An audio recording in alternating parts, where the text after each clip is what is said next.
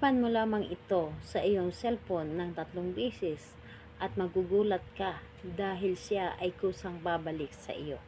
Hello mga guys, kumusta kayo? Panibagong araw, panibagong video na naman tayo, and sa araw na ito ay isa na naman video ang aking tuturo sa inyo na simpleng gabay o simpleng pamamaraan na makakatulong sa atin. At bago ang lahat, gusto ko lang mag-disclaimer sa mga taong hindi naniniwala at hindi gusto ang mga kagaya nitong video.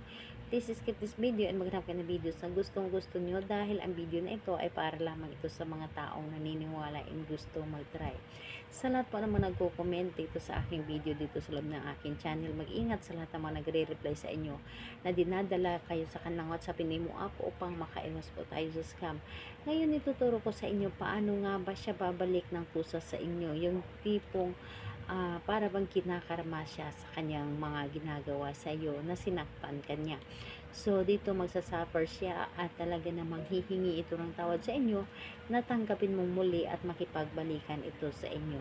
So dito po is yung kailangan lamang natin dito ay isang larawan lamang niya, na kailangan yung larawan niya ay clear dapat, and yung larawan niya, ito ay iyong ika-cover photo or i-wallpaper mo lamang sa iyong cellphone. Yes po, i-wallpaper mo lamang ito sa iyong cellphone at ito ay iyong hipan lamang ng 3 beses. So, syempre, kailangan na kapag gagawa ka nito, alam mo na nanggagaling sa inyong puso ang inyong mga ginagawa, yung magaan sa inyong pakiramdam na gawin mo ito dahil gusto mo siyang babalik sa inyo. And pwede mo rin naman itong gawin kahit na hindi mo na kailangan na makipagbalikan sa kanya, yung tipong ipaparamdam mo lamang sa kanya kung gaano o ano ang halaga mo sa kanya, yung tipong makonsensya siya kung ano man yung ginawa niya sa iyo, yung tipong lahat ng mga naramdaman mong sakit nung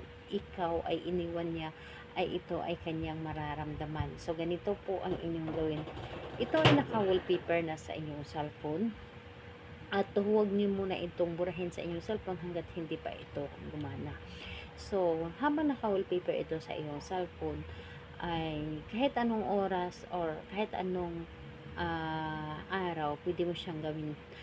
Ito ay hipan mo ng 3 beses sa iyong cellphone habang ito ay naka-wallpaper. Kung maalala mo siya, hipan mo ito ng 3 beses na pa-cross. 3 beses na pa-cross na pag-aihip, at pagkatapos mong hipan ito, sabihin mong iiyak ka hanggat hindi ka babalik sa akin at kusa kang babalik sa akin.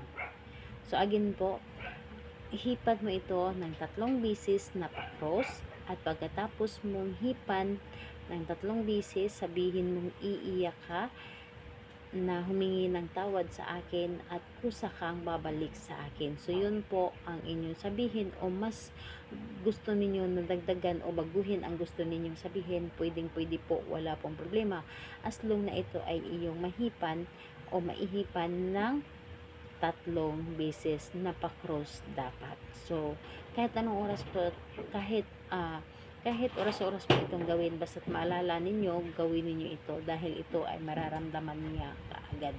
So, yung hangin mismo ang magdadala sa kanya ng inyong mga ginagawa. So, ayun, salamat po sa inyo. Bye bye everyone. God bless us all.